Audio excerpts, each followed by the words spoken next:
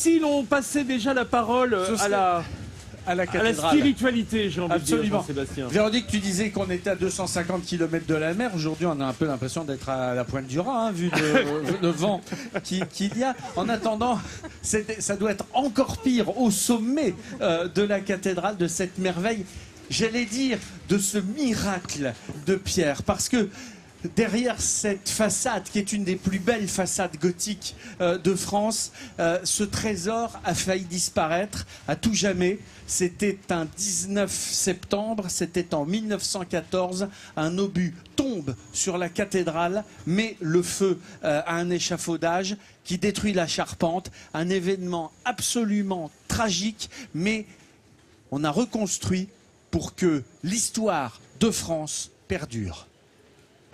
La voilà derrière une voilette de brume, disait le grand reporter Albert Londres en 1914, après le bombardement de la cathédrale de Reims. Elle est debout mais pantelante. Aujourd'hui, un siècle plus tard, dans la brume matinale, des artisans travaillent encore et toujours à sa rénovation. La feuillure, on l'a fait directement à la taille ou on l'a fait sur place? Non, on l'a fait à la taille. Et puis des choses comme ça, on essaiera de les rattraper au maximum. Voilà plus de 100 ans que la cathédrale de Reims est en travaux. Les campagnes se succèdent et il s'agit cette année de restaurer l'emblématique Grande Rose datant du XIIIe siècle. Un travail d'orfèvre pour ces tailleurs de pierre. Quand je touche cette pierre, je ressens beaucoup de fierté. Pour nous, tailleurs de pierre, une cathédrale, c'est un chantier un petit peu à part. La restauration du patrimoine, c'est la conservation du patrimoine et la transmission de ce patrimoine.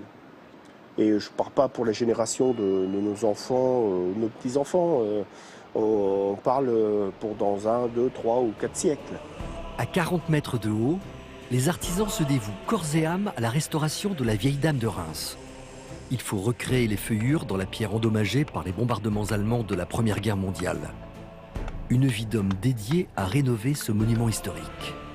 La cathédrale accompagne véritablement ma vie puisque je suis constamment dessus tous les jours. Tous les jours je viens, tous les jours je monte. Ça fait 25 ans que je suis à son chevet. D'ailleurs, on pourrait dire que je suis marié avec, mais la moindre moulure, le moindre caillou taillé, on lui donne une partie de nous. On laisse une trace, on laisse sa signature. Et des passionnés comme Emmanuel, la cathédrale en compte des centaines. Comme Bernard qui préside l'association des Amis de la cathédrale. Ils sont tous unis dans le même but, redonner à cet emblème de Reims et de la France ses lettres de noblesse.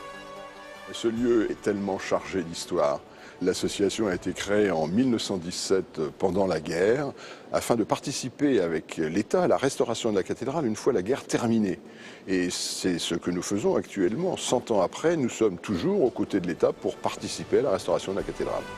Cet édifice majestueux, qui reçoit chaque année plus d'1,5 million de visiteurs, abrite les trésors de l'histoire de notre pays. C'est ici que se sont déroulés le sacre des rois de France, le baptême de Clovis ou encore la réconciliation franco-allemande en juillet 1962. J'étais dans la cathédrale avec ma petite équipe de scouts et nous faisions la haie d'honneur à l'entrée de la cathédrale et nous avons vu passer devant nous le chancelier Konrad Adenauer et le général de Gaulle. Ce souvenir et tous les autres souvenirs, puisque je suis rémois, m'attachent à jamais à cette magnifique cathédrale.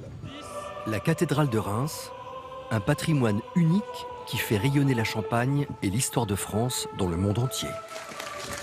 Olivier, cette cathédrale, c'est vraiment un lieu incroyable de l'histoire de France, jusqu'à De Gaulle et Adenauer et encore. Oui, c'est un lieu magnifique. Moi, je l'ai découverte par la poésie, en fait, parce que mon grand-père a publié son premier recueil de poèmes qui s'appelait La cathédrale délivrée. Et puis évidemment par la peinture aussi. Monet, on voit ces cathédrales de toutes les couleurs magnifiques. Et c'est vraiment un endroit formidable. On voit bien, très dégagé en plus, donc on la voit très bien. Elle n'est pas enserrée. Elle est là exposée comme une sorte d'écrin magnifique, avec à côté le paletto. Enfin, c'est un ensemble architectural formidable qui va fêter, je crois, dans quelques mois, puisqu'en 2016, ce sera les 25 ans du classement du site de la cathédrale de Reims et de l'abbaye de Saint-Remy aussi, qui n'est pas loin, et qui est un patrimoine architectural formidable que tout le monde entier nous envie. Il y a beaucoup de touristes, évidemment, à Reims qui viennent boire un petit verre de champagne en regardant ces anges magnifiques et ces sculptures formidables. Et on voit qu'elle est en travaux, là, 30 ans de travaux. Je crois qu'on en parlera au cours d'un... Mais c'est normal, la restauration, c'est important pour maintenir ce patrimoine. Jean-Seb est au pied de la cathédrale, je crois. Il n'a pas pu s'empêcher d'aller sous le parvis, hein, Jean-Seb. Et, en fait, elle n'a jamais arrêté d'être en travaux, cette cathédrale, depuis 1918, depuis la fin de la Première Guerre mondiale. C'est la donation Rockefeller qui a fait en sorte qu'on a pu reconstruire la cathédrale. Et depuis toute cette époque, depuis un siècle, elle est toujours en travaux. Aujourd'hui, ce sont des travaux qui sont financés par l'État, par les collectivités locales à hauteur de 3 millions. Il y a une donation qui a été faite également.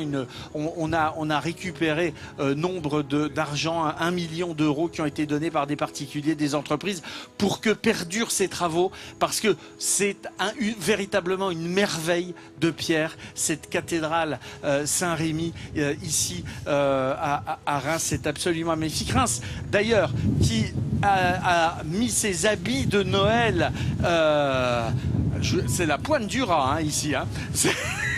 Reims qui a mis ses habits de Noël un peu partout en proposant de nombreuses attractions pour les fêtes de fin d'année.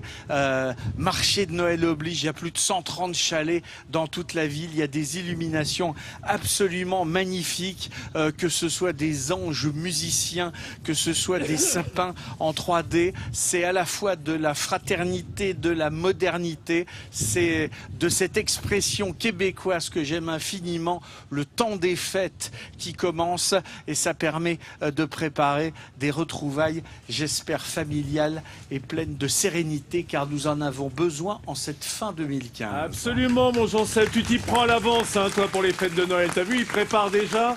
C'est pas encore le 1er décembre, il est déjà dedans avant l'avant. On commence à faire des courses de cadeaux, nous sommes Ah bah là, hein. tiens, bien sûr, c'est comme ça que ça fonctionne.